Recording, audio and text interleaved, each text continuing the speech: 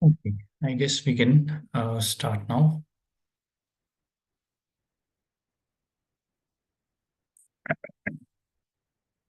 Okay, we are going to start chapter number two. This chapter basically is divided into two main segments. Uh, I have already uploaded the study text, Kaplan study text. We are following that one. And if you have downloaded it, you can study it from there as well. This chapter is basically divided into two major sections. The first section is about organizational structure. And the second section is about marketing. So we will go by go like this, that this today's session and the next session will be about the organizational structure and many important underlying and basic concept that are interrelated with the concept of organizational structure. And after that, after the next session, the very next that will come, we will discuss the marketing portion in that. So let's get started with it. In the previous chapter, we studied about what is an organization, and it is a social arrangement. The keyword arrangement was there, and we discussed about different objective of the business organization, that its aim is to earn profit primarily, and then there are certain other objectives such as expansion and growth and increase in market share. Now, when we talk about the word arrangement, and we this means that people in that the social arrangement, the people in that arrangement will be interlinked with each other somehow. How that will happen? Why is it important? And what are the different concepts attached to this organizational structure? That is the main focus area of our discussion today. So, first of all, what is an organization structure? It is how a company or an organization arranges its people, the workforce,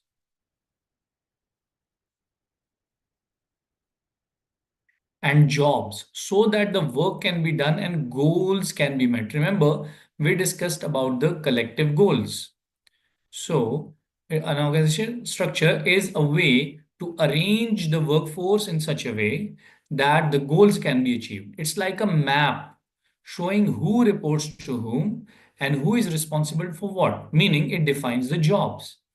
Having a clear organizational structure is important because it helps everyone understand their roles, what they do have to do, responsibilities, and who they should go to for help. For example, if I have a problem performing my job, I have a question regarding something, who do I go to? So the organizational structure will tell me that this is your boss, you have to get in connection with them, talk to him, and he will guide you. It makes communication easier and ensures that tasks are done efficiently. Now, uh, I will show you an example video first, and that will lay a foundation for us future discussion or for our future discussion. Even though that video is not related to the first type of structure that we will study, but still it will be very helpful. So let me show you the video.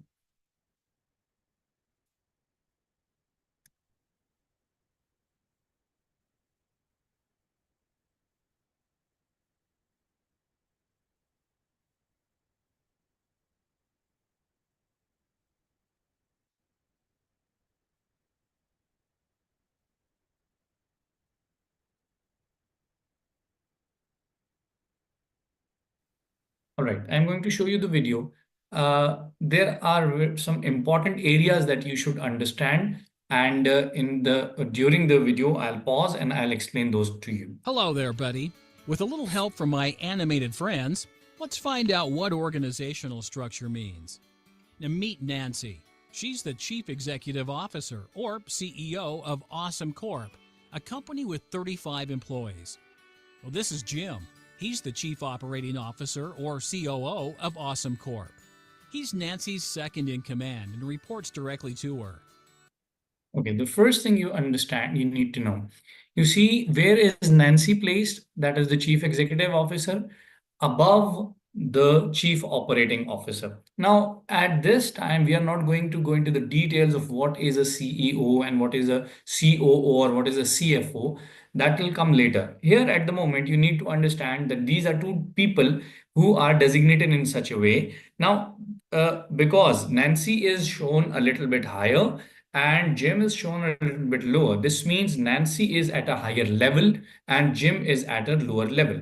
Second thing, the line that is drawn, it shows the chain of command.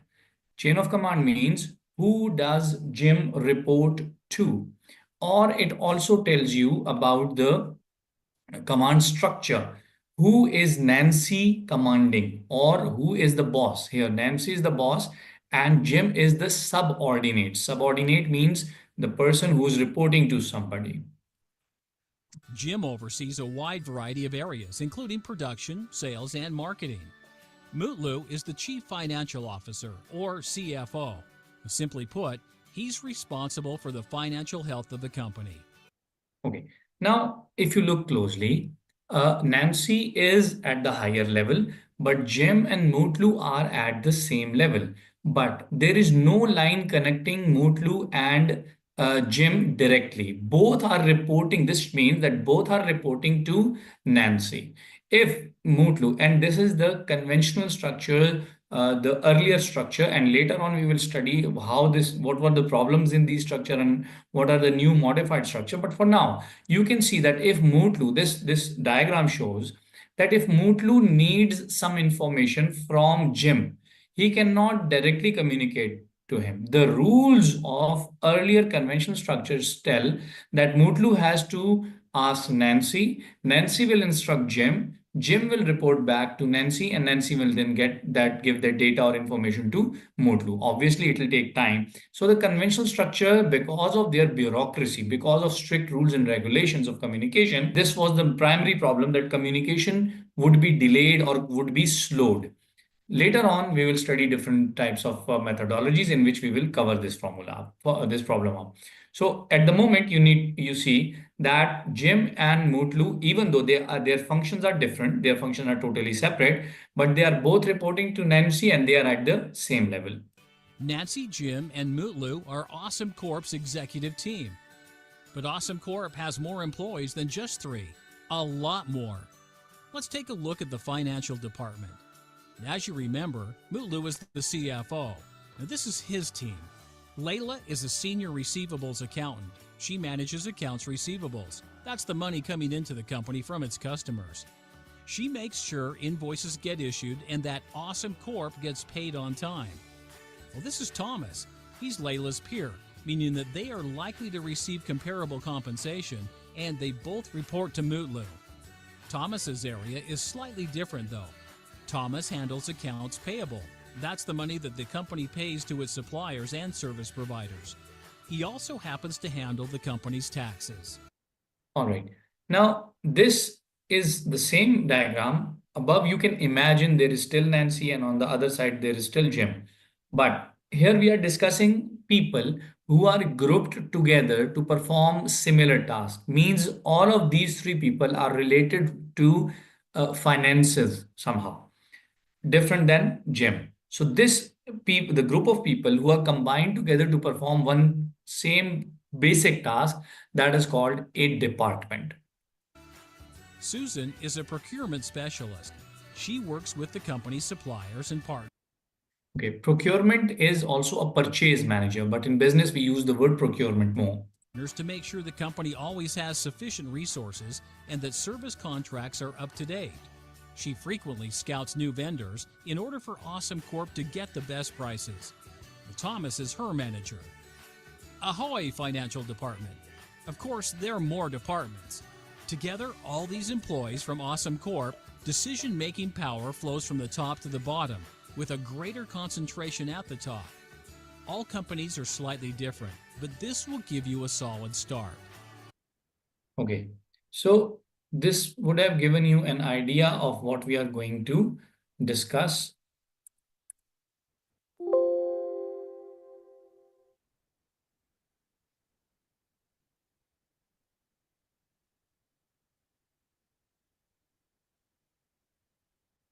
Okay. Now,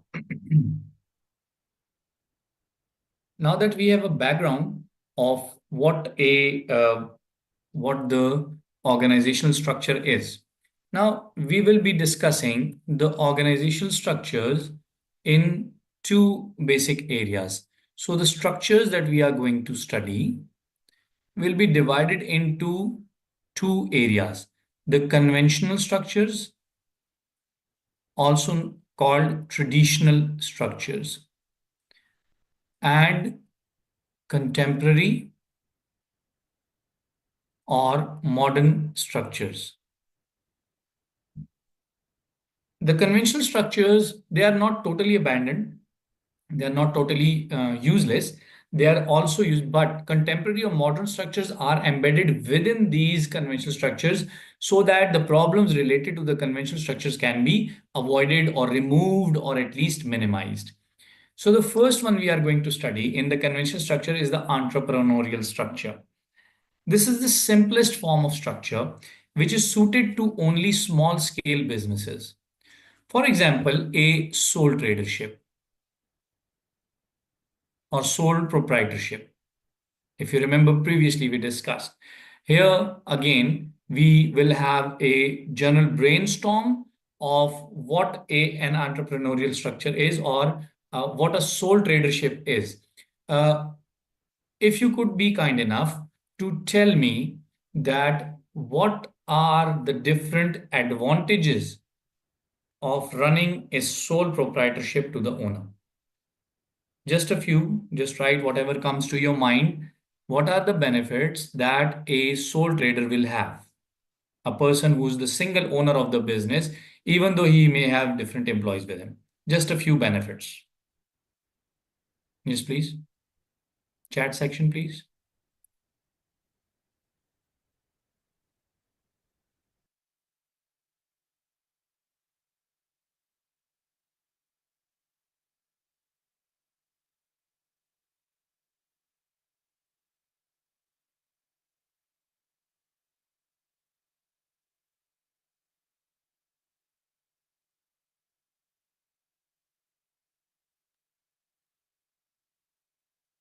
Very good. No sharing of profits. Okay.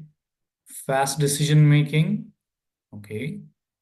No disputes since no partners. Low setup cost. Yes, that is also correct because the sole trader business is a small scale business. So lesser setup cost will be there. Okay. Uh,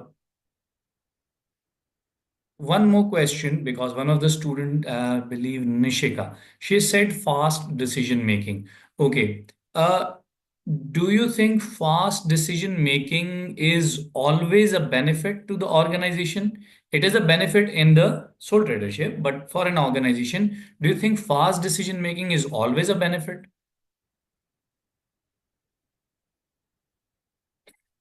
If not, then why not?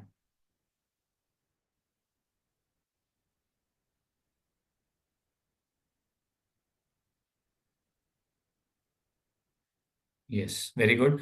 Because you see, did I tell you that the two dimensions of decisions? If not, then let me tell you again. Decisions are of two dimensions, the speed and the quality. So, single person, the speed will be high, but because he does not have anyone to discuss it with, the quality will be low.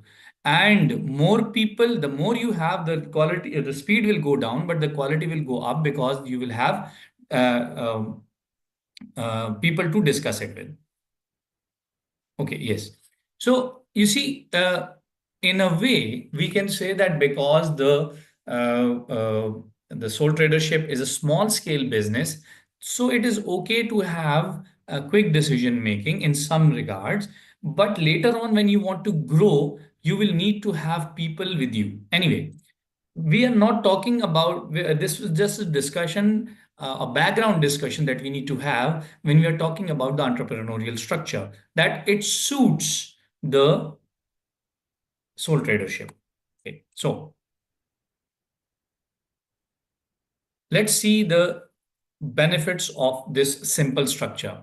If you look at the diagram, It shows that it is the entrepreneur, the owner, and then directly under him there are employees. It could be many employees, less employees, but this is such a structure in which there is no proper departmentalization. That's why we have written employee, employee, employee, no departments, meaning that each employee will do whatever the entrepreneur tells him to do. For example, suppose this is a simple shop, uh, say a shop with a grocery store.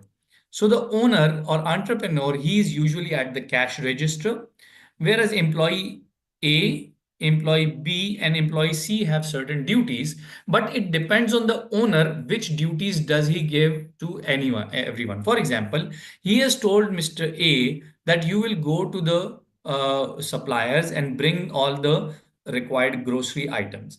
B is responsible for arrangement of the shelves. C is responsible for storekeeping. All right. This is the division, but it is up to the owner, entrepreneur. Maybe some other day he tells Mr. C to switch job with A to switch job with B to switch job with C, meaning now C has to go to the supplier, A has to look after the shelvings, and B has to check the stores. In this structure, there is no specific work task assigned, no standardization, no specialization. So it is totally up to the owner. He makes decision, whatever he wants, he does that. So that is why this structure is very limited. But still, so this is what it means. Revolves around the owner. Whatever the owner wants, whatever type of products he wants to sell, whatever salary he wants to give, barring minimum wage, he has all the authority. So the advantages and disadvantages, first thing, he can make quick decisions. And because of these quick decisions, he is responsive to market changes.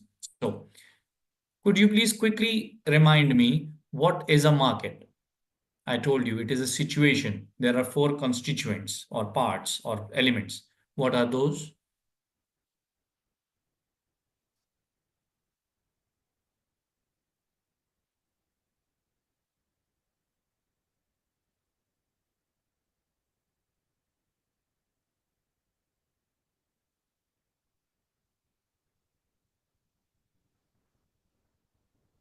Good. A buyer, seller, product, and price. Now, when we, in this case, when we are saying that he is responsive, very good, he is responsive to market changes. Here we are addressing the buyer. Whatever the buyer wants. Now, imagine in an area there is a grocery shop, and people in that area, they have been influenced with the advertisement of a certain product, and that product, for example, here I have a piece of tissue paper. Its name is Jasmine. Okay, suppose people have seen this advertisement, and but the storekeeper, the grocery store person, he doesn't have these, he has some other type of tissues, but people are influenced. One comes to him, do you have jasmine tissue paper? He says no. After a while, next day, two more people come asking about the same thing. The other day, a few more people ask about it. Now he gets alert. He now knows that people are demanding a certain type of product. So because he's directly in link with the buyers, he understands what they want, so he can quickly arrange it. Because you see, people are wanting it, so when he makes that thing available, it will be sold and he will get profit, which is the basic idea. So this is what it means. He is responsive to market changes because he is very close to his customer. There is no complicated structure. Compare it with the product which a multinational, a big company sells. For example, you must have any product within your home from say Procter and Gamble. It's a big company. Either you will have some shampoo or some toothpaste or anything. They sell everywhere. So if you as a Procter & Gamble buyer have some requirement, the CEO, the top bosses, the board of directors, they are not in direct connection with you. They have some other means which we'll study in the marketing chapter to understand what the market wants. but they are not in direct communication. So they are their response to market changes in this regard is a bit slow. The entrepreneur in sole tradership or in this simple structure is very near to the market, to the buyers. So he can bring changes, the product that people want quickly available to them. The product which is not being sold, people are not asking about it, he can disregard it. Another important area is the good control. If you remember, we said control means check and balance. Here, because the organization is of simple nature, the tasks that it is performing are simple. And in simple, we can say that quality-wise and quantity-wise.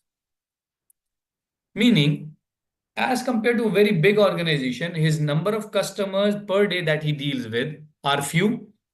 The type of products he's selling are also very few. For example, if I said grocery store, so it will only have the day-to-day routine items that are required by the people for the household, general household. So their work is simple. Because their work is simple, the possibilities of risk are also minimized.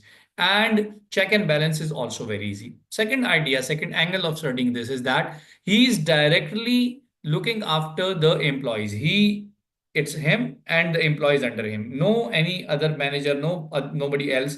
So he can directly check which employee is doing what. Is he performing the task as directed or not, because of the simplicity of the structure.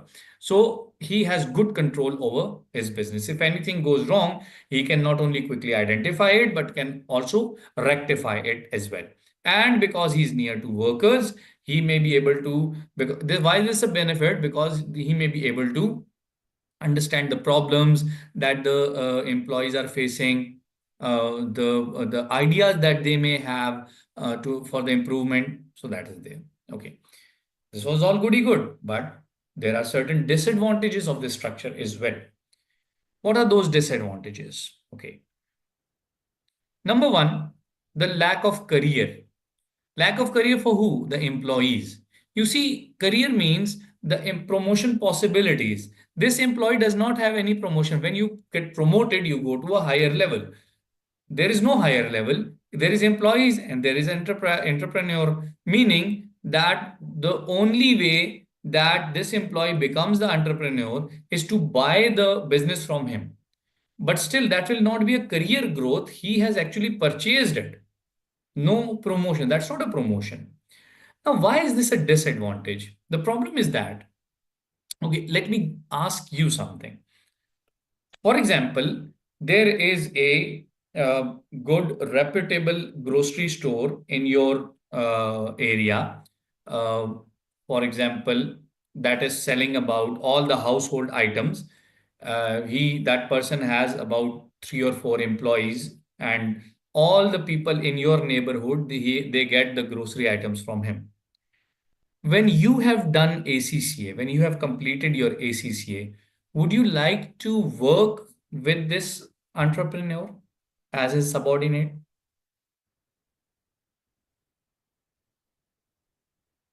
If yes, why? If not, why not? If no, why not?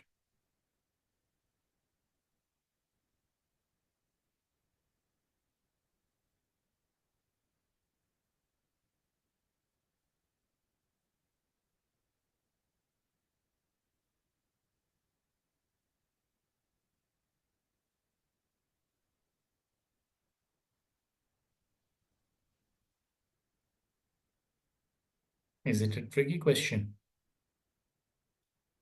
Okay, I hope you are writing.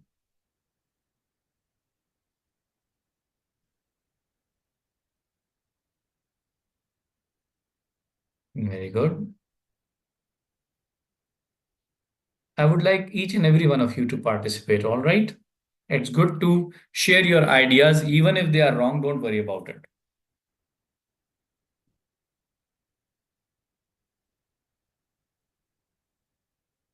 Okay, Husna has suggested one idea that you would be overqualified for it. Yes, but why? What if you are overqualified? Still, a work is a work. What other issues would be there?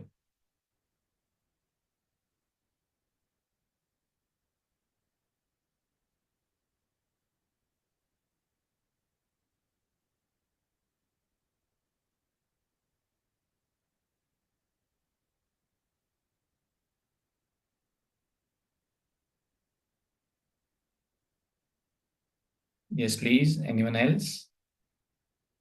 Please share your ideas.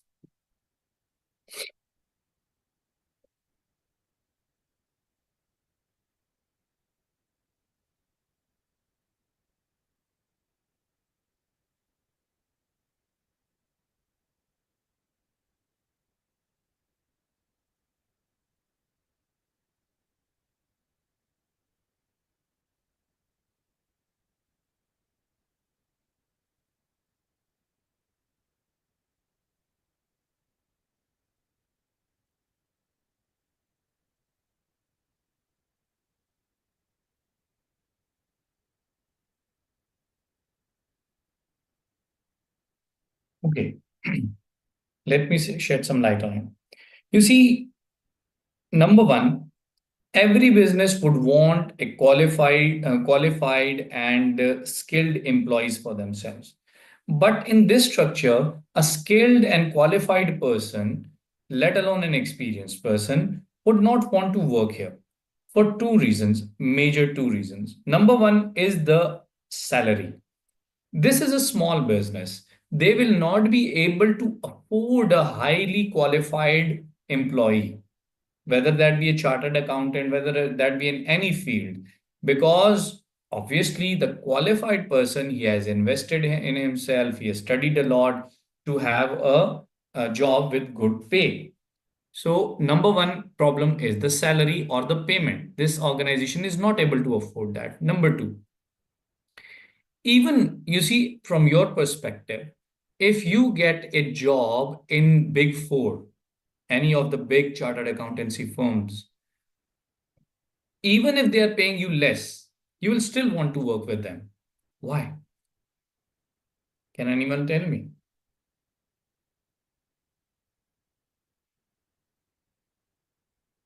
If Big Four firms of chartered accountancy, even if they are paying you less salary, you will still want to join them. Why would that be?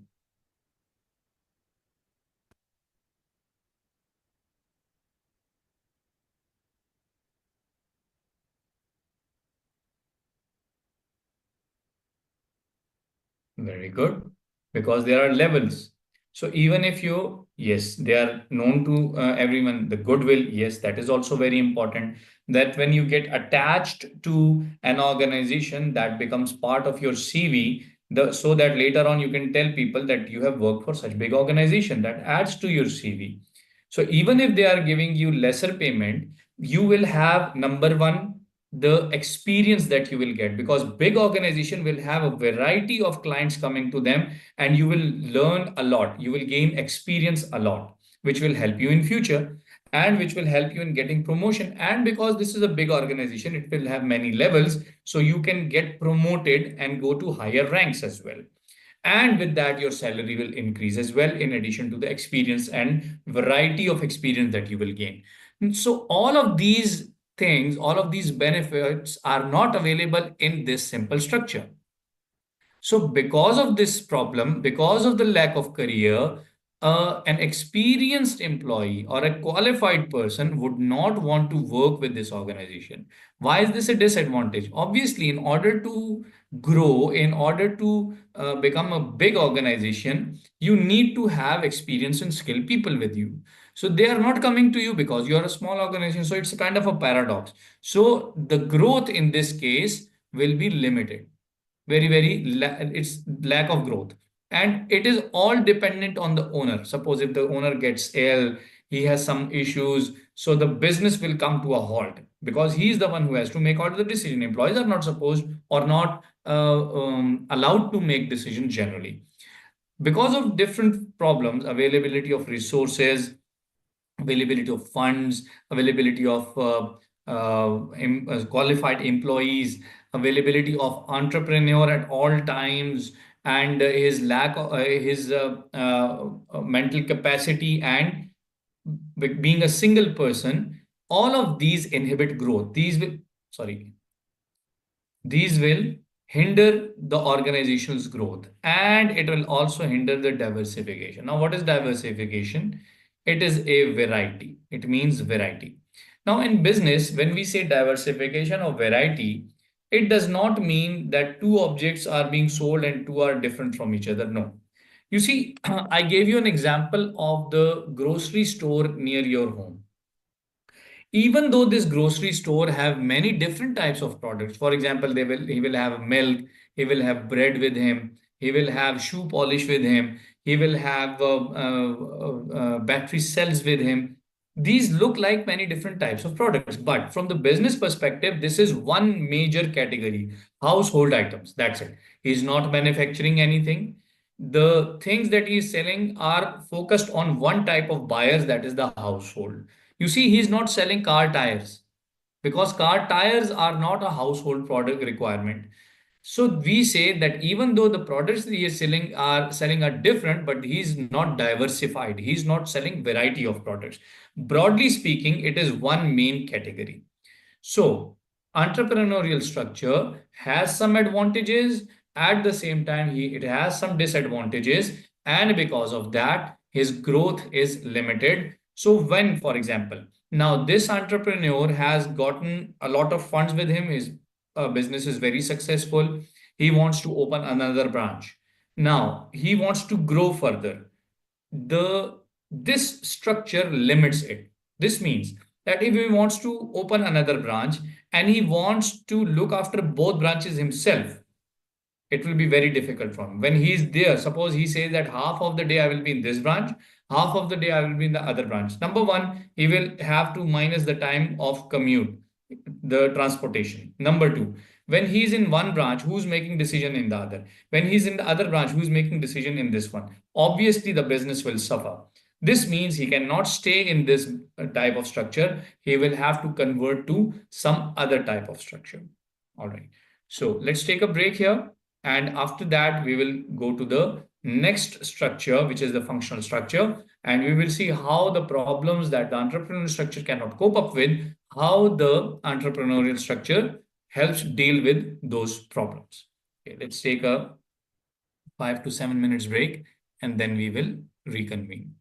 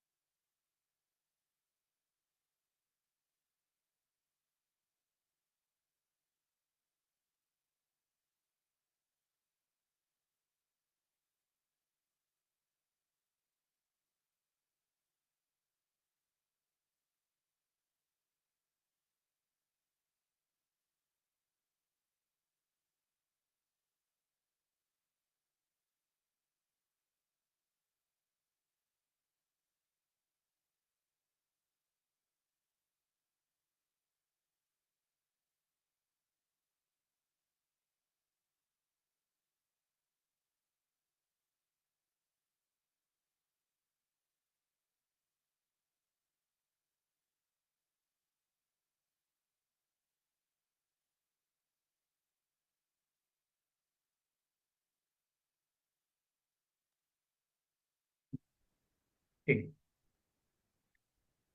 Now we are going to discuss the issues that are here. How are they resolved in a better organizational structure, which is called the departmental or functional, because it is based on different functions or departments. This one is that was shown in the video.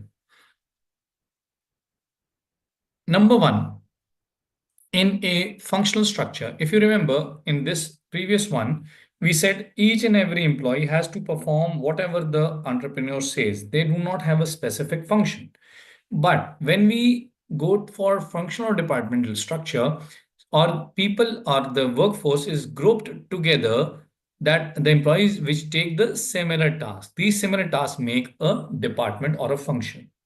This is suitable for organizations which are getting more complex, which are expanding, for which the entrepreneurial or simple structure is no longer suitable. But still, these are the organization as compared to other multinational big organizations. These are still small. But you want to have a proper structure with specialization, with the standardization, and this deals with fewer products. Okay. Now, the advantages that this structure has, in which I will need to explain the first one, economies of scale, to you. First of all, could you please tell me in the chat section if you how many of you are studying management accounting as well? Yes or no? I need to have an idea because this is related to this concept. So I will go in much depth if you are not studying management accounting right now. Okay, okay. There is one no, so I will still have to explain it in detail.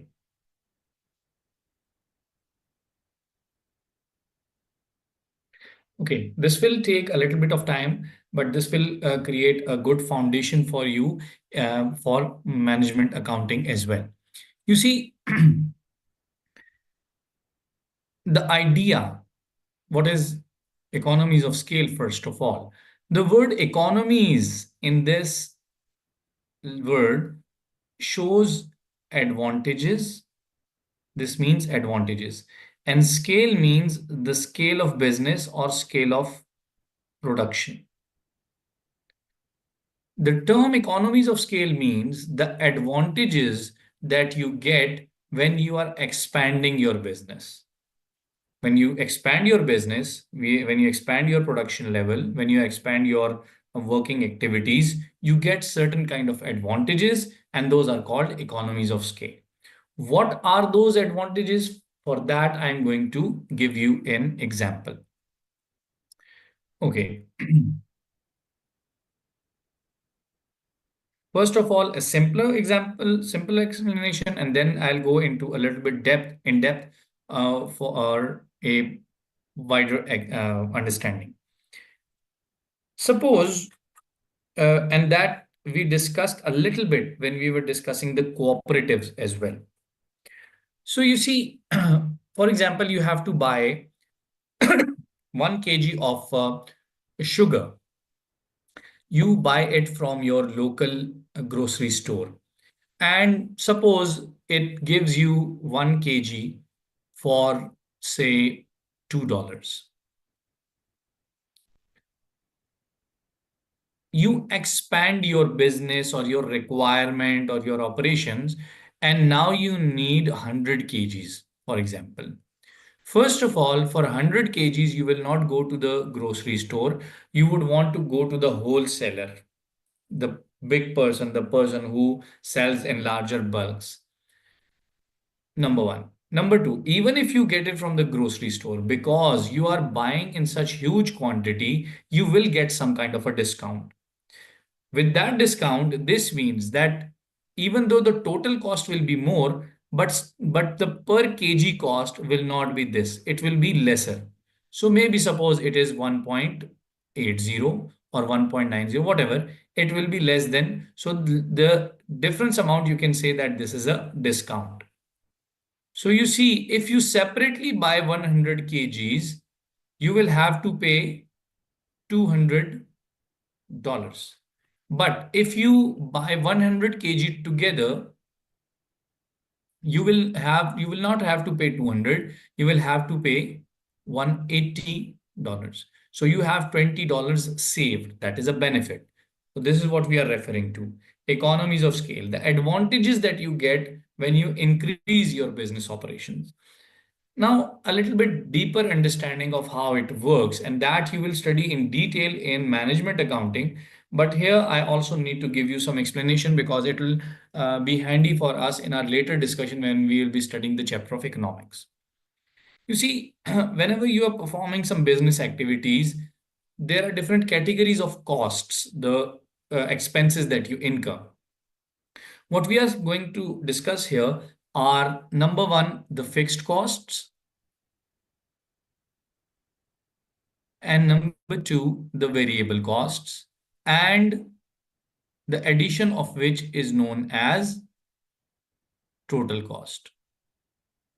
And here, if we take certain number of units that we are producing, for which we are incurring fixed cost and variable cost, and if we want our average cost, what we will do is we will divide our total cost by units. Let me give you an example of this. This is to show you how the cost decreases. Suppose this is one part of your country, point A, and this is another part of your country, point B. And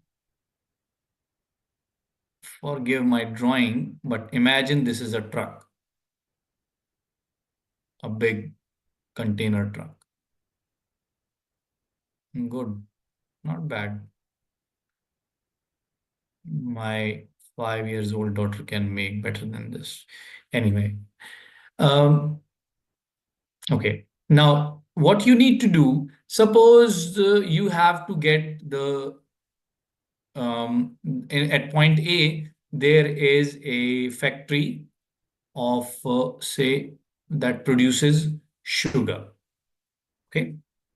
Now, let's have some hypothetical values. Suppose one bag of sugar costs you, say, $1. One bag of sugar costs you $1. But in order to transport that one bag to point B, obviously you will have to bear some transportation costs. Now, suppose this company or the transporter has an agreement with you that he will charge you $500 from point A to point B. He says that it does not matter whether you get one bag or you get 100 bags or the full capacity.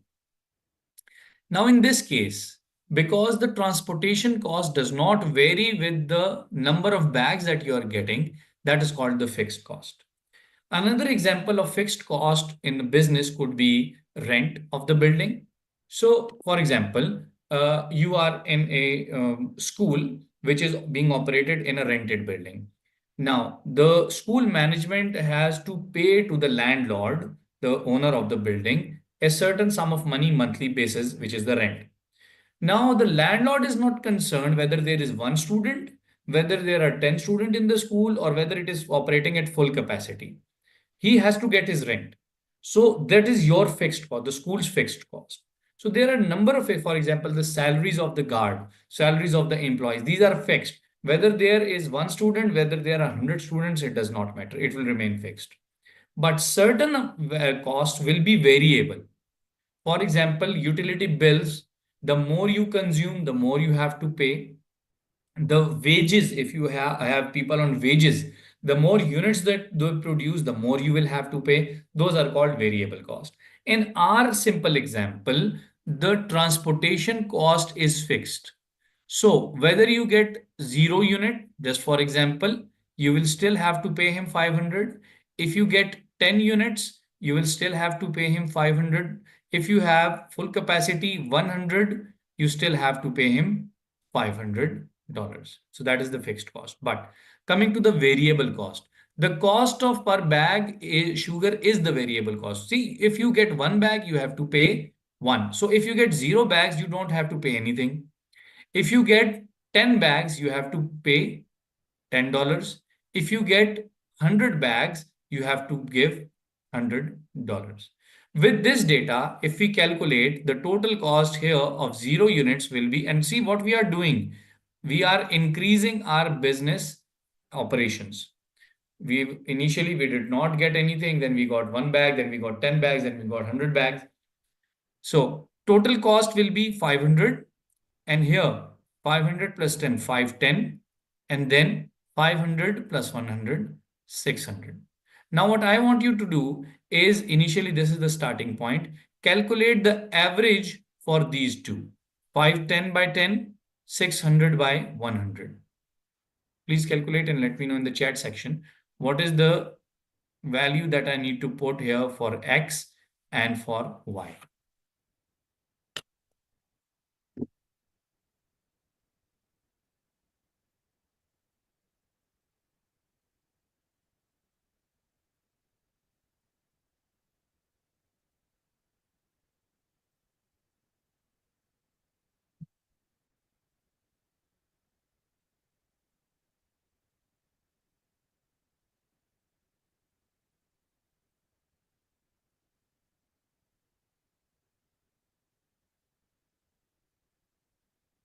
Oh, guys, this is the simplest calculation you would ever come across in ACCA.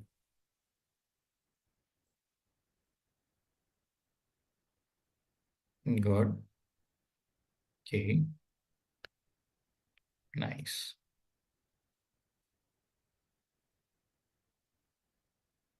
So the average cost per bag here in this case will be $51, and in this case it will only be $6. Now you see how drastically it has decreased. Why it has decreased? Because the way of the variable cost. Fixed cost is the same part. That divided by the units will keep on giving you lesser value. Obviously, it will keep on reducing to a certain number. You see, suppose this truck or has the capacity of 100 bags. If you want to go to 110 bags, if you want to increase further, you have to have another truck.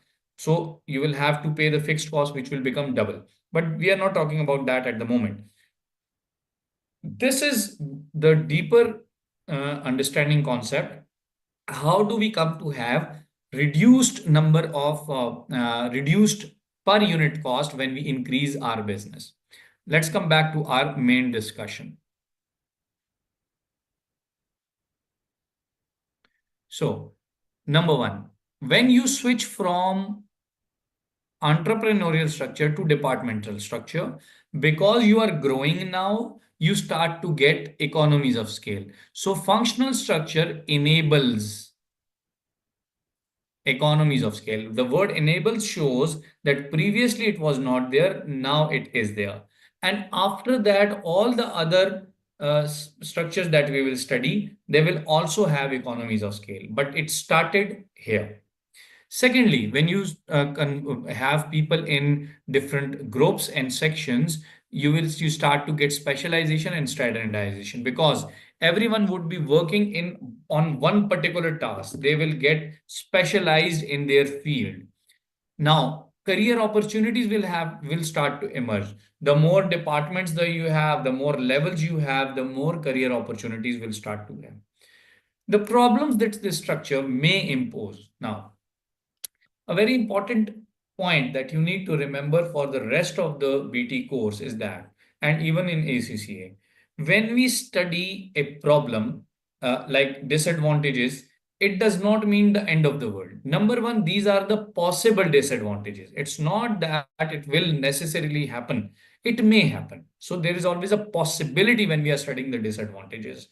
Number one. Number two, there are ways to tackle these problems. Why we study these issues? Because we need to be aware of them. And then when the time comes, we can formulate solutions for them. So that is the basic idea for the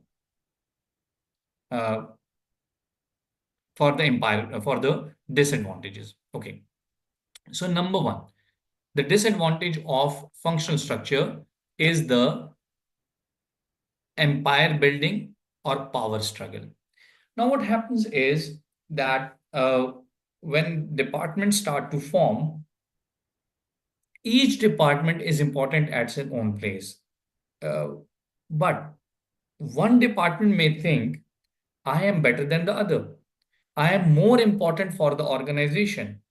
When that starts to happen, though, the heads of those departments would want more power for themselves in decision making, in influencing others, and that will create a destructive conflict between the organization and different heads. That is what is meant by empire building or power struggle. Another thing is that now the communication will be slower because you see in the entrepreneurial structure, the entrepreneur and employees, there was no gap between them. They were one uh, level apart. But when the organization starts to grow, when it starts to have different layers, the top people, the strategy, the top level management and the lower level workers may have different levels between them, and that will hinder communication, meaning the decisions from top level will take a lot of time to reach down. Ideas from the lower level will take a little more time to go upwards. Then even in the functional structure, you cannot have diversification.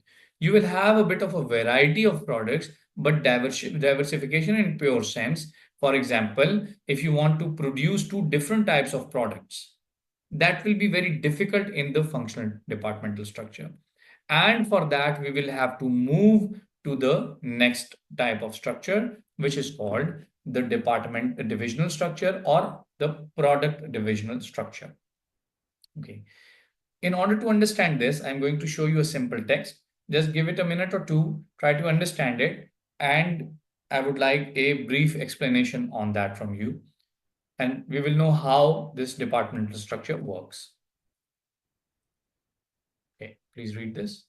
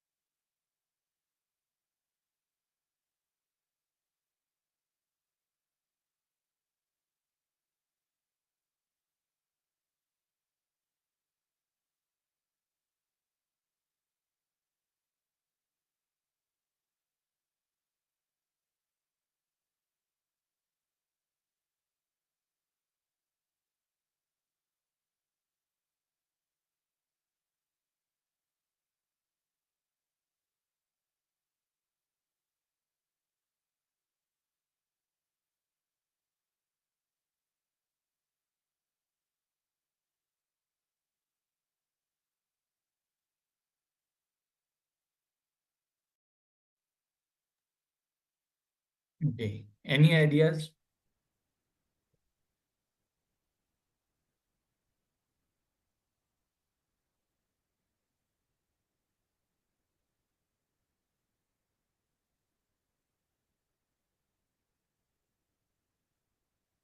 You see, they give you an example of an organization, X Limited, that manufacture two different products, toasters and televisions. Now imagine functional structure. So in functional structure, we will have one production department. So in production department, people who are producing toasters are also producing televisions. Do you think that the production of toasters requires the same level of skills and knowledge and experience that the television requires? Obviously not. Totally different requirement. Similarly, other departments, human resource department, IT department, whatever, they will have each type of product will require different expertise. Purchasing, for example, the toaster production of toaster requires different types of raw material and equipment and components. Television requires different. So this means that if we go into the functional structure, the same department will have performed the tasks for both the products. Maybe to an extent it could be manageable. But what about you if you want to produce toasters and televisions and computers and tires and batteries and books? It's not illegal. You can have any kind of a business. But if you want to go and you see different, there is a demand for books in the market and demand of tires in the market and demand of computers in the market. You want to earn profit. What's wrong with it? The problem is that with the functional structure, it is not possible because each and every product requires different type of skills, different types of specialization and expertise. So the functional structure fails over there. So what do? We go into the product or divisional structure. We create divisions based on the product requirements. So in this case, division A would be dealing with, suppose for example, it is dealing with the manufacturing of toasters. This is with the televisions. This may be with the computers. Now, remember the departments have not gone anywhere. They are just under these divisions, meaning there will be HR department, there will be finance department. Let's leave finance for a while.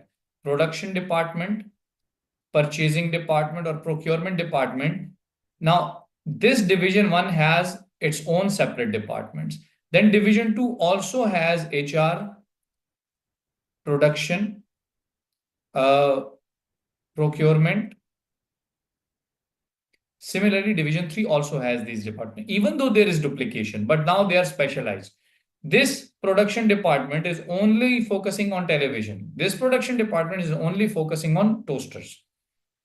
So they are more focused. With this, you can have as many divisions as possible. But logically speaking, initially we started from entrepreneurial structure, we expanded, and now we want to have a functional structure. We want further expansion. Now we are in the divisional structure.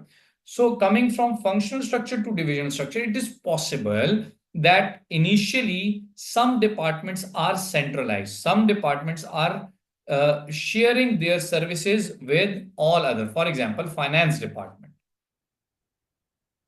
the organization has not grown a lot. So the finance department is giving its services to division 1, to division 2 and division 3. This is called a shared services approach. One department sharing its services with all the divisions of the organization. But later on, when the organization will grow a lot, each division will have its own high requirement in complexity and in quantity. They may have a separate finance division. Division 2 will have a separate finance department, and Division 3 will also have a separate finance department. At that time, these will be known as SBU, Strategic Business Units.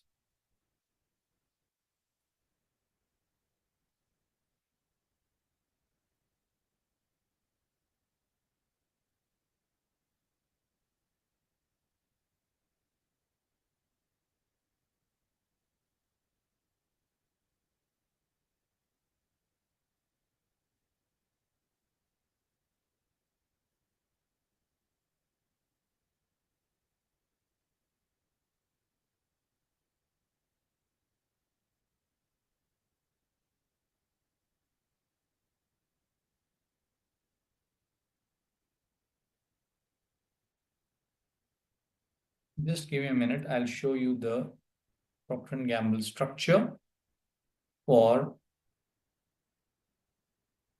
this.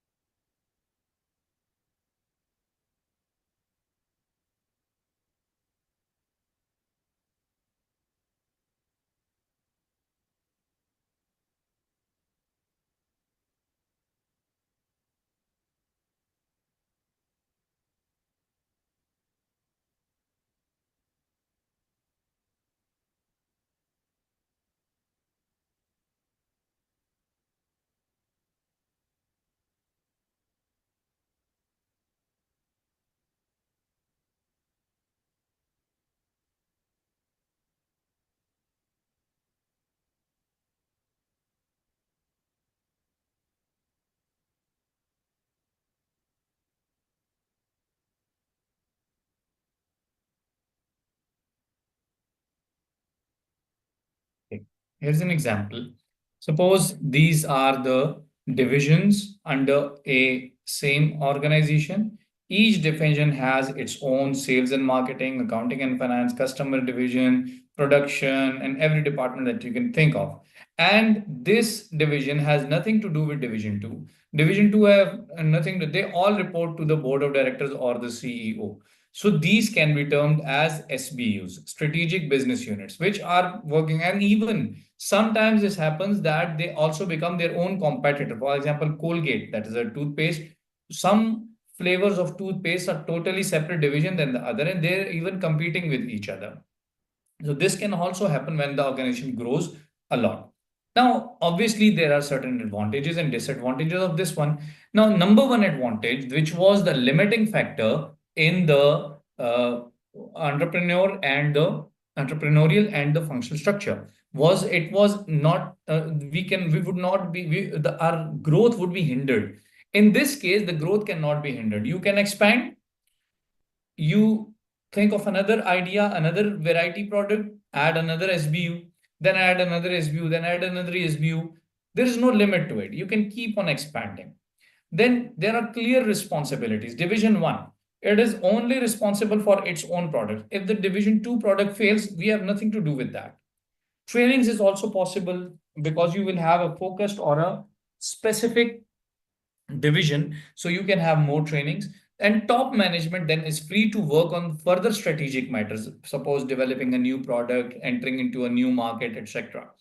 In the later part of this chapter, we'll study about the strategic, the different levels of the organization in this regard, regarding planning. Okay. The problems that this creates, the structure creates, is the potential loss of control. On one side, we say that the top management is free to make decisions, but at the same time, the management has a problem. Now, the divisions are controlled by the divisional heads. The top manager, the board of directors, does not have any direct control over the operations of the divisions. They will be under the direct command of the divisional head, who will then report to the board of directors. Then duplication of tasks. Again, this is not some, you can say, a disadvantage if you are covering your costs. This means that duplication of tasks actually means that the functional departments are now available in all the divisions. For example, HR department in division A, HR department in division 2, HR department in division 3, HR department in division 4. So these are HR. This is duplication of tasks. But we know that this will be done only when the organization is expanding. So it's not much of a disadvantage, but still a disadvantage. You can say that now you have more than one roles. Allocation of central costs. This is an issue again, which you'll study in the management accounting in greater detail. But as the term is mentioned here, let me explain it to you. Central costs relate to those functions which are shared by other people with other departments. Let me give you an example. Say this pen. If you want to sell it in the market, you need to know as an organization the selling price. For example, this marker is sold or this pen is sold in the market for say about $10. In order to reach $10, this means that I will have certain amount of costs, and then some profit is in there, is in this $10 as well. So this means that if I want to sell it for $10, there are certain costs, suppose $8, and certain profit that I want. This will be my profit, and these will be the costs. But the problem is that some costs are easily identifiable in this and some costs are not. For example, it is made out of plastic. So how much plastic is used per pen? Maybe we can easily identify it. But there is another cost. For example, the cost of payment, the salary paid to the security guard of the factory. That has nothing directly to do with this pen. I cannot know that what is the amount of salary I have to allocate to this pen. Directly, I cannot that. For that, we have a complete subject of management accounting in which you will get into detail. For example, suppose you see I am producing 100 pens in the factory per day. So in the 30 days time, it will be 3000 pens. And suppose we are paying $300 to the security guard. So how much cost per pen is there? You can easily calculate 300 by 3000. So you can say about it would be zero point 0.1, I guess, $0.1 per pen. But the problem here is that suppose if in this factory, it's not only the pens that you're producing tablets as well, you're producing ink for the pen as well. So the cost becomes problematic, how to allocate it. This is what it means by allocation of central cost. So if there is a department which is sharing its services with division 1, division 2, division 3, you cannot do that take the cost of financial department and divide it by 3 and allocate that cost to each and every department. That it doesn't work in that way. You will have to have certain other formulae, some methodologies which you will discuss in the management accounting section. But still, that is an issue that we are discussing here. Allocation of central cost. How much cost of the central department to be allocated to the other department so that we have an actual picture of how much cost is each division incurring. That can be a hassle. That can be a problem. That is what all it is saying. Then specialists in every division. For example, in division 1, a specialist may have an idea which could help division 2. But as we saw that they are all disconnected with other departments. They cannot share their ideas with others. In that sense, the specialists are told or said to be, they may feel isolated, they may feel frustrated that we have an idea, but because we do not have any link or communication with other division, we may not share our ideas. That is a general issue that we have. Then a variation of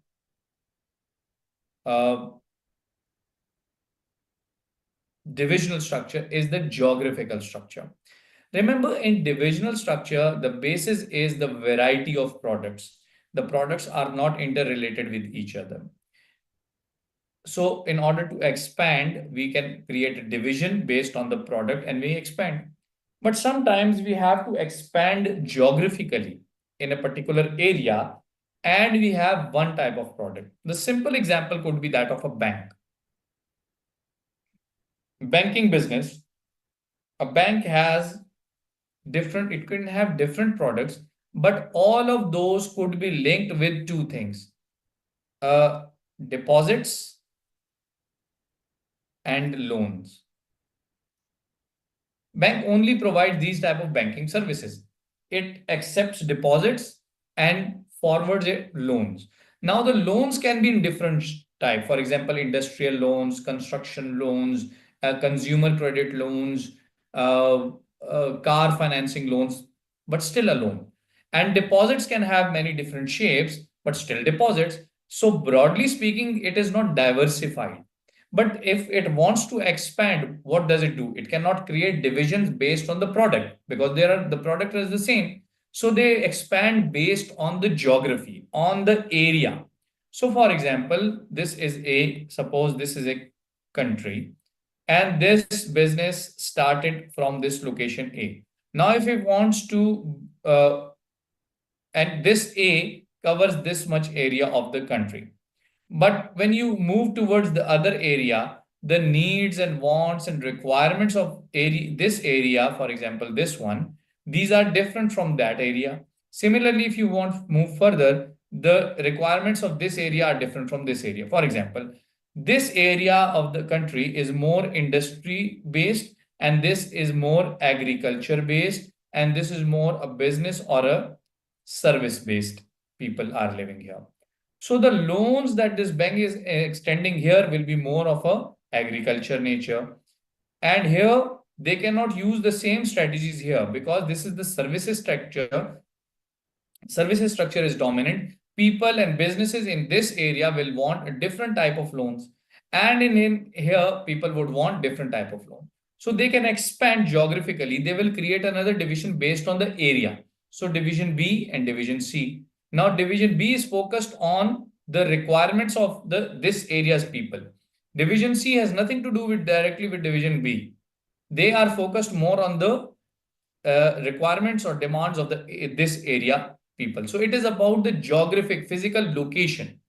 So similar to divisional structure, but involves each division covering a special or specific location. The rest is the same. It also has its functions within this. So for example, the division in A will have its own different departments. The the benefit is number one, geographically you can grow very easily with localized decision making. Whatever the demand and requirement of the local people, you that divisional head can easily understand that and can react to that. And then you have clear responsibility for an area. Remember, in previous case, we said clear responsibility for the product. Here is clear responsibility for the area. Disadvantages is just like the product division structure. Okay. With this, we have completed the first section of this organization structure, which is the uh, conventional structures or traditional structures.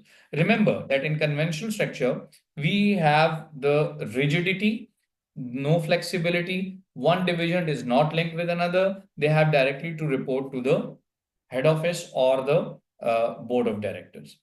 Now, why did we move to the conventional structure? What are the conventional structure? What are different types?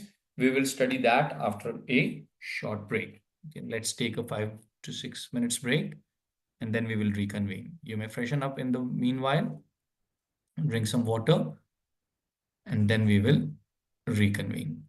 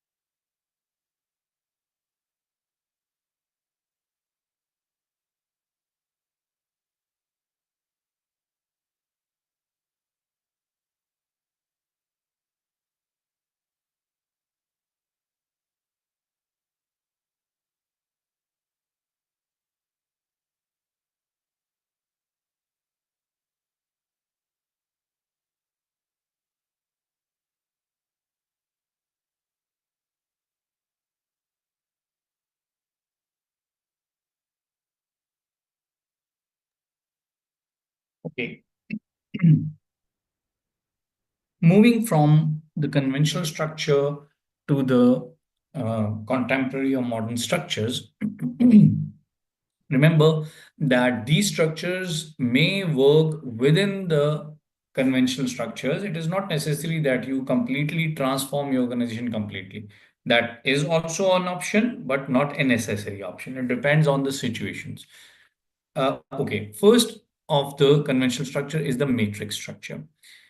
You see, matrix structure is that one which has certain rows and columns. I'll explain it to you in a while. A matrix organization is a way of organizing a company so that the employees report to two managers or more at the same time. In the conventional structure and the video, if you remember, one person is only answerable to one boss, meaning under one boss, there can be many different employees, but one person at a time would be answerable to one boss only. But in matrix structure, one person is answerable to more than one people. Typically, a functional manager and a project manager. I'll explain this to you with a diagram as well. The structure is used to improve flexibility and communication. I told you that in conventional structure, we have rigidity. This structure resolves that problem. It allows for teams to work across different departments on various projects. Okay. Google is an example, might have a software engineer who reports to both head of the engineering department and the project management of newer product. Okay. Let me explain it with the help of an example. Suppose in the functional departmental structure, we have different departments. These are the head of the departments, and we have employees in working in each department. Now, for example, our organization is an organization which creates houses for different kind of people. We have at any given time come to have three demands. One is the project A, which requires us to make a house of 250 square yards. Another one wants a 500 square yards, and the other one wants a house of 1000 square yards. Obviously, apart from the area requirement, there are other requirements of room construction, of their paint work and electricity work, and everything will be different. Now, one idea in the conventional structure is that first we complete project A, after that project B, and after that project C, one by one. This will take a lot of time. The person with project C, that customer may not wait until then. So what we do is we start working on these projects simultaneously. And what do? We create a project A and assign one person as a head of project A. We get one person from HR department, one person from finance department, one person from marketing department, production department, and similarly other departments. Now, all of these, because these relate to one particular department, they are answerable to their own functional manager as well. But at the same time, this HR person is also answerable to the project A head. This means this is called dual chain of command or dual command structure, meaning one person is now answerable to two people. To the HR department person, he is answerable to for the daily routine work of the department. For the project, he is answerable to project A. Similarly, finance department head, a finance department person is answerable to finance department head and also to the project head. Similarly, the others as well. Moving on to project B, we have a HR department person here who's answerable to HR department head as well as this. Similarly, it goes on and on. This person is absent, I think. Anyway, so this you see rows and columns. This shows you the matrix structure. How is it different and how is it flexible? You see now each and every person in this is one team. They do not need to communicate. For example, in conventional structure, HR person, if he wants some information from the finance department, he will first consult his own boss. That will consult the finance department head. He will get information from this person, and then it will go back all the way to him. In this structure, it is no longer required. He can easily communicate with this one, and this one. Similarly, this person can communicate with this, and this. He can communicate with this, and this. So each and every person can communicate to the with other within that team, within that same team or group, and they do not need to worry about the rigidity of the functional structure or the division structure. They are now focused on the project at hand and resolving it. One other example, I was reluctant in giving you this example because this goes with the culture of my country. I'm not sure about, but maybe that happens in your schools and colleges as well. Uh, Let me know if you had any kind of debates competition in your country, in within your schools or colleges.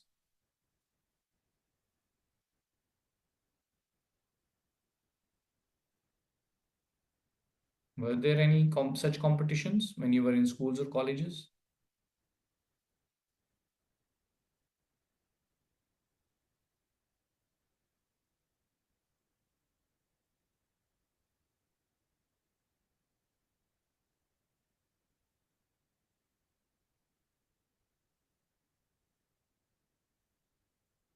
Okay. I'll give you the explanation from my point of view, and let's see if it happens in your country as well, or otherwise, if you can understand it. So, you see, in the school, when we have to have a debates competition, for example, English debates, the principal would create a team. One person would be from administration department who will make arrangements for the debates day, arrange the auditorium, arrange the speaker and seating arrangement, and the refreshment for the judges and stationery and everything. Then there will be other people involved, such as teachers will also be involved. Teachers would listen to the debates of the students, give them pointers how to improve their debates, and select the finalists who would be debating in the on the final debates day. Now, while the teachers are preparing the students for the debates, do they not take their own classes? They still do take their classes. They are responsible for the classes to their head of the department. For example, the English teacher has to take the classes as well. He has to give the lectures as well. And in his free time, he will be guiding students on the debates. So for the debates part, that is a project, he is answerable to somebody else, maybe the administrator or the principal directly.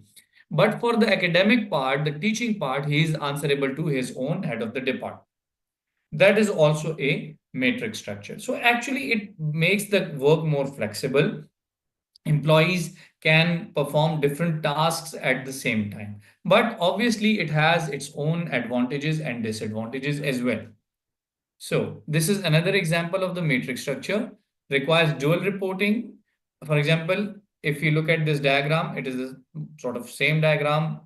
For example, this person who will be here, suppose A, not A, say whosoever.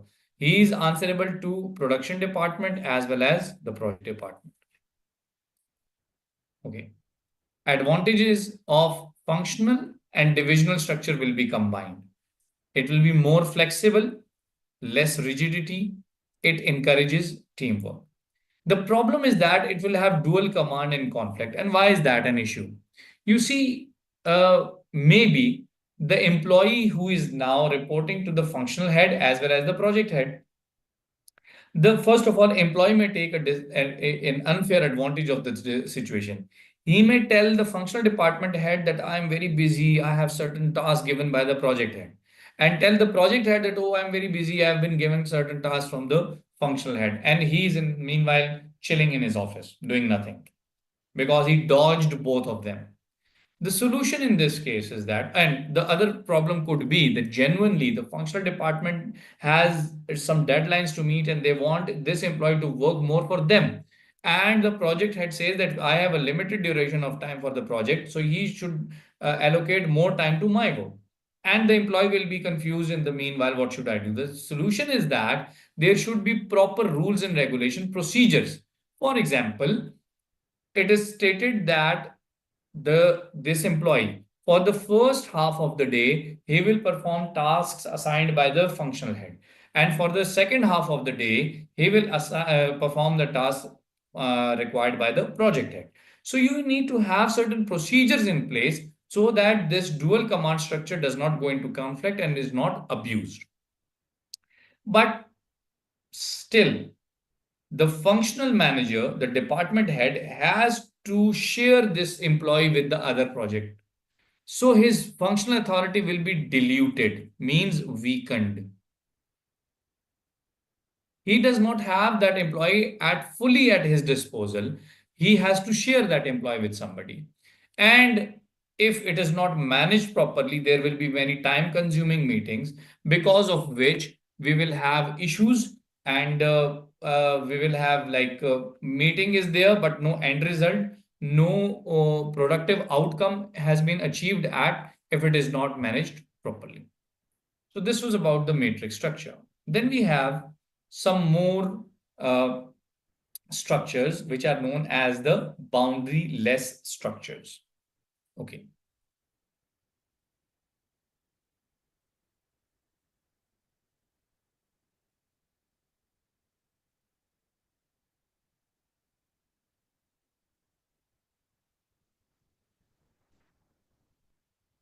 Okay. All right. Just give me a minute. I had a video on this somewhere. Let me check it for you.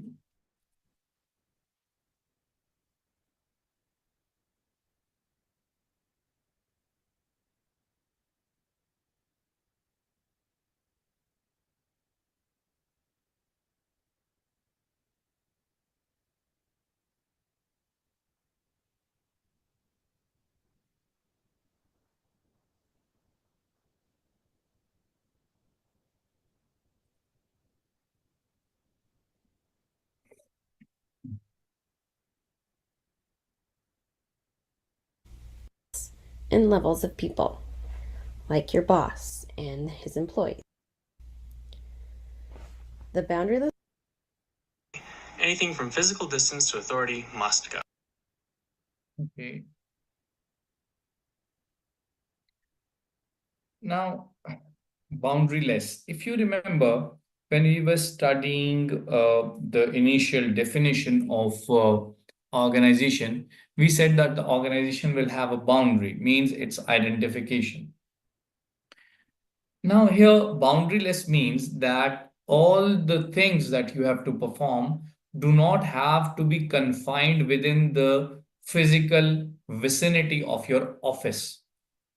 You will go beyond that. Your functions will go beyond that. So number one, first type is the hollow structure. In order to understand hollow structure, you have to understand two concepts, the core functions and the non-core functions. Now, core functions are those which are considered so important by the organization that they would want to keep it to themselves. They would want to keep those functions in-house within the organization. Whereas the other functions who are considered less important based on certain factors, less important, those are called non-core functions. And those non-core functions can be outsourced. Outsource means that give it to somebody external to some third party, external organization. They will perform that task for you. Obviously, they will get some payment for that. First of all, let me give you a very simple example of outsourcing. For example, if you have some plumbing issues in your home or you have some electricity malfunction in your home, you do not start unless and until you have some skill with that. You do not start working on your own. You ask a specialized person, an electrician or a plumber or a repair guy to come and perform that task for you. Why is that? Can't you perform it yourself? Maybe you can, but you do not, that is not your main function. That you do not have the expertise for that, or you do not have the experience for that. For example, you have opened up the electricity panel, but now you do not know what to do. which wire goes where, because you do not have a basic knowledge or you do not have an experience in that. So you have to have an external person come in who is specialized in this case. His core job is repair of electricity. So he has versatile background and he has many different problem that he has faced and he has fixed those. So he has a lot of experience. He can work better than you to solve this problem. Now coming back, an organization, it depends on organization to organization. We cannot say that, for example, finance function is core for all organization, or this type of function is core for all type of organization. No, it depends on organization to organization. For example, first of all, let me further tell you what is meant by in-house and outsourcing. You see, in-house and outsource. In-house means your own department in which your own employees will be performing a certain task. Now, for example, I have an organization, say I'm running a school, and during the summer holidays, I have to get the school painted. You tell me whether it is good to have this function in-house, meaning should I have a department within the school in which there are painters, specialist painters who are available and they will paint the school for me in the summer break? Do you think it's a good idea? If not, why not?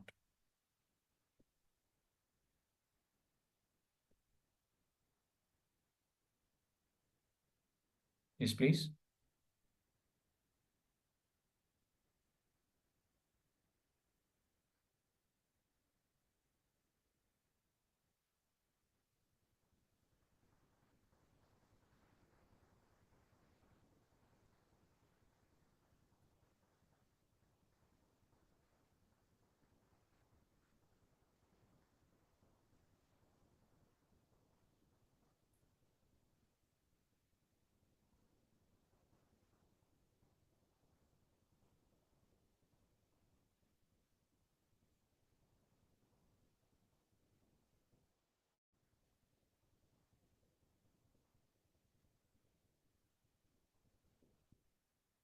I'll repeat the question.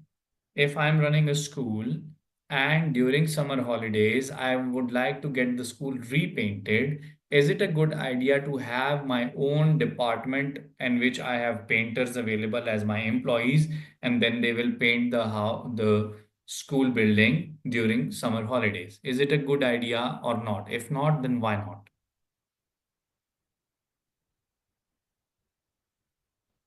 Very good. Number one, it is a one-off sort of an activity. Once a year, this activity has to be performed. So suppose if this summer holidays is for 2 months and I get the school painted in those 2 months, what is this staff going to do for the rest of the 10 months where they don't have anything to paint and they are getting the salaries? Because it's not their headache if there is no task. If they are employees, then they will have to be paid. So in this case, in the school scenario, I do not need to have this function in-house. I can get it outsourced. Now, coming to another scenario, there is another business which provides painting services or paintwork services to other organization. Now, this organization needs to have a full-time painters with them. It is beneficial for them because every time they will have to go into the market and get employees to get somebody's building or a house or a school painted. So the paintwork organization can have this employees as a department in-house, whereas a school will have the same activity, paintwork, outsourced. So for a school, paintwork is a non-core function, and for the paintwork organization, it is a core function. Similarly, uh, you have to identify for each organization, they identify their functions, whether they want to hold those functions in-house for various reasons. Those reasons could be a requirement of the job to be performed again and again, availability of skilled employees to perform that job. For example, you see, Hamza Academy. Well, that will not fall into this category. We'll come to it when we will discuss virtual organization. Anyway, okay. So you see an organization, say a school, they want to create their own website and database. This is the school, suppose for primary students, primary level school. They may have an IT department, but that IT department teacher, the worker, will only be suitable to teach IT skills to little children. He may not have the capacity, the capability, the skill or expertise level to make the website and the database for the school.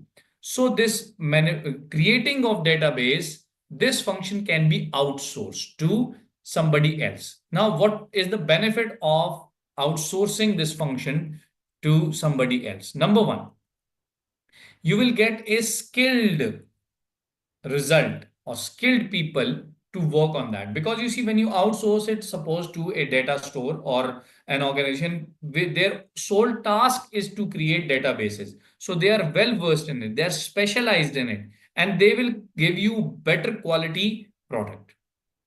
And if you have an in-house department for it, you actually need to pay the employees continuously throughout the year, whereas the project may end in 3 or 4 months.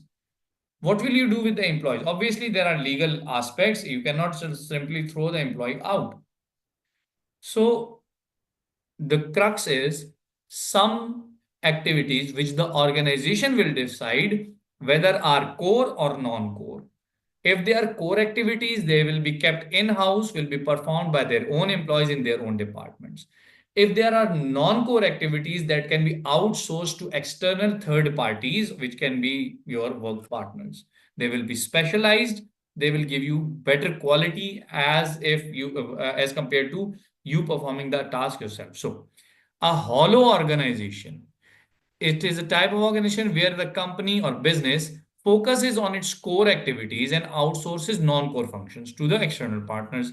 This allows the company to remain flexible and reduce cost by relying on specialized third parties to handle the tasks, like, for example, manufacturing, IT services, human resources.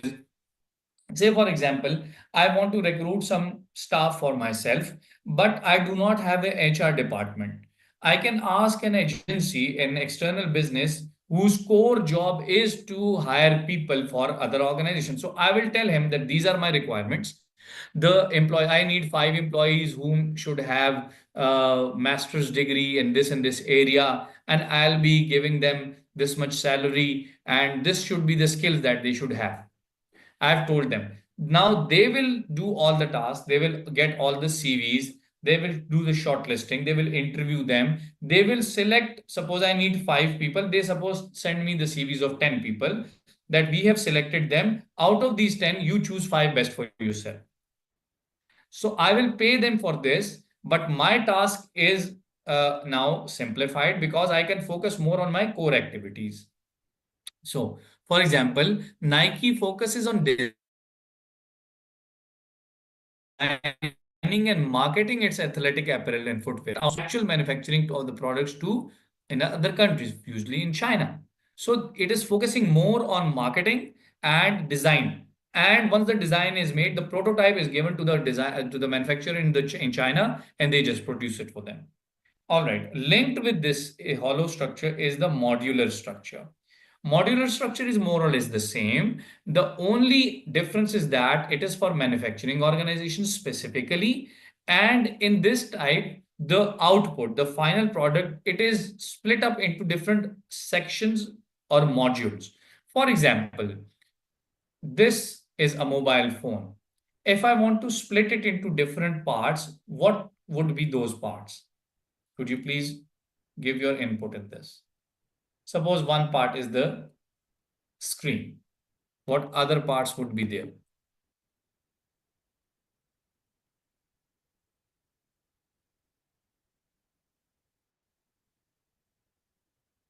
Suppose screen.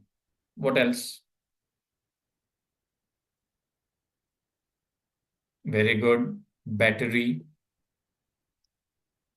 camera,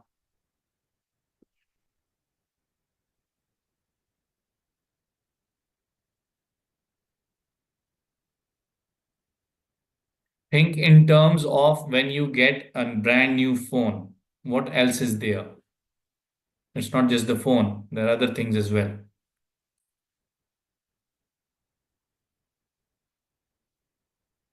Come on, guys.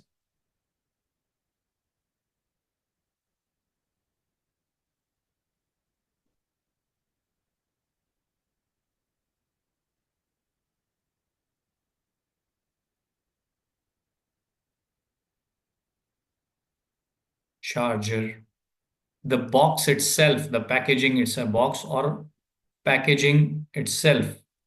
Then there is a chipset, then there is a software. So everything is there. Now in a modular structure, we say that each of these things are the modules. So you go to company A, outsource the manufacturing of screens to them. You tell them we need 10,000 screens of this specification. Then you go to company B, which is good at making batteries, specialized at making batteries. You tell them that we need 10,000 batteries of this specification. Then you go to another company which is specialized in making cameras, 10,000 cameras, charger, box, etc. What are you doing? You are getting these and you are combining of all of these to make one product. So this is a modular organization. So similar to core and non-core. Some maybe you keep some of the uh, modules in-house. Apple is a good example of that. You see, Apple does not share its operating software. Rest of that iPhone is being manufactured in China. So they give the design to different organizations in China. One makes the screen, other battery, and then they combine it one place, and then they use their own software to run the device.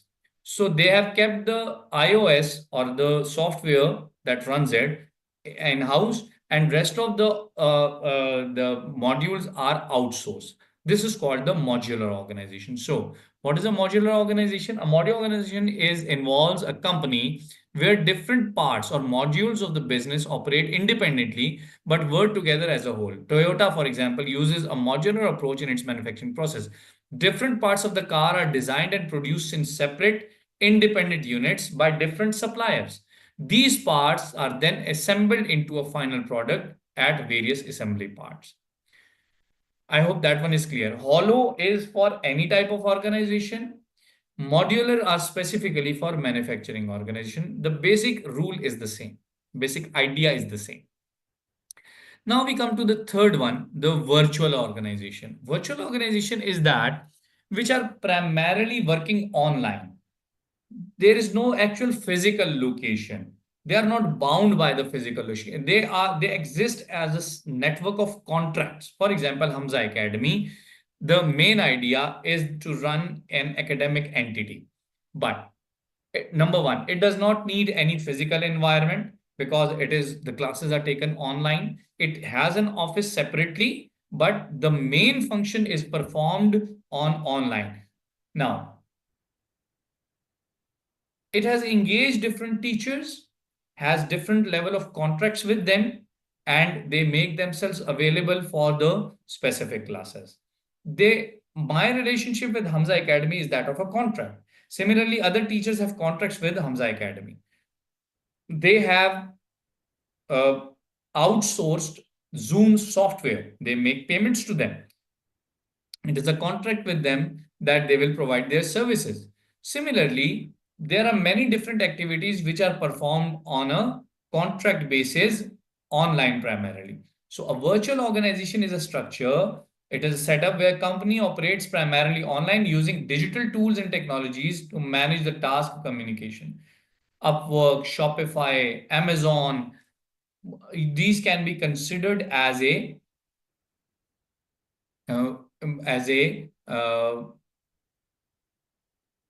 network of different organizations. For example, if you have heard of Amazon FBA, fulfilled by Amazon. For example, I use this business model and I want to have some business activity.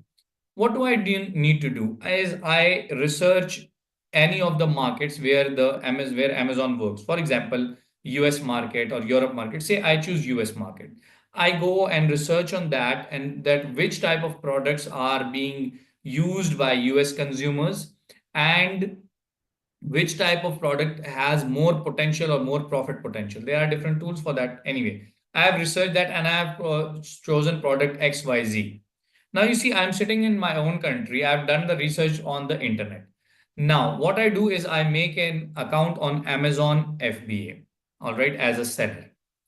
Then I go to different websites uh, from China, and the manufacturers. For example, Alibaba is a website which is for the wholesale production. I go there and I now search the product which I researched there in the US market, and I see that who can provide me at the best price and who has more good, better reputation. Now I have a contract with them that I need. For example, a product, diabetic socks, the socks for diabetes patients. I see that it is very nice, and suppose it is per unit is being sold at $25 in the US market per pair. I go to the Amazon, to the Alibaba, a China manufacturer, and he tells me that I will give you one pair for say $10. Now, this is the production cost.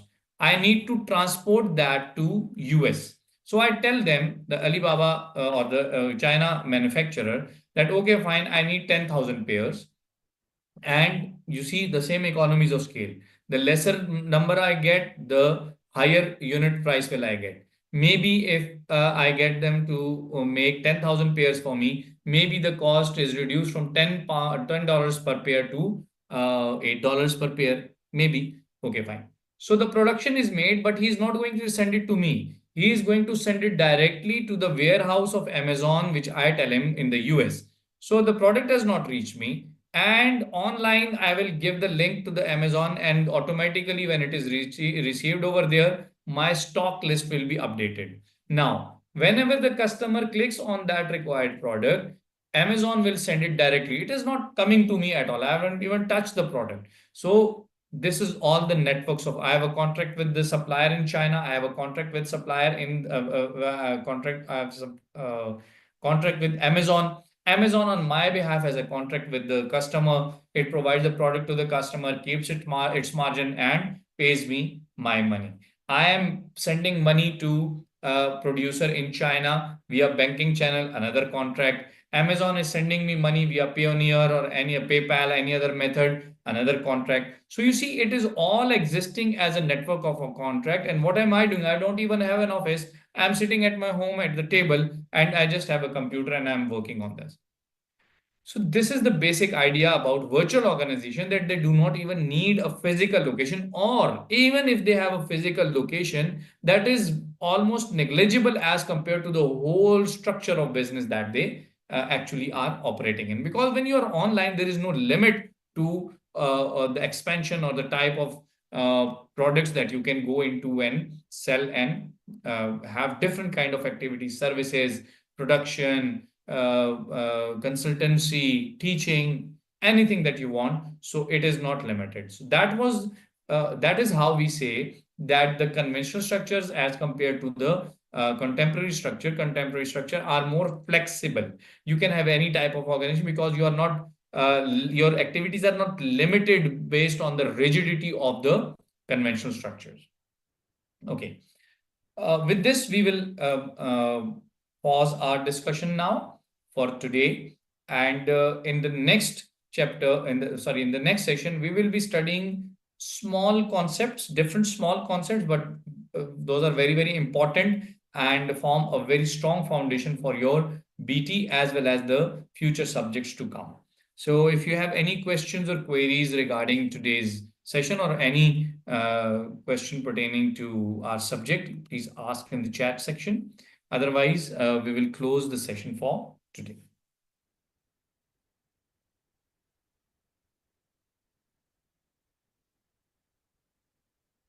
If there are no questions, you may leave the session, and I'll close it once all the students have gone.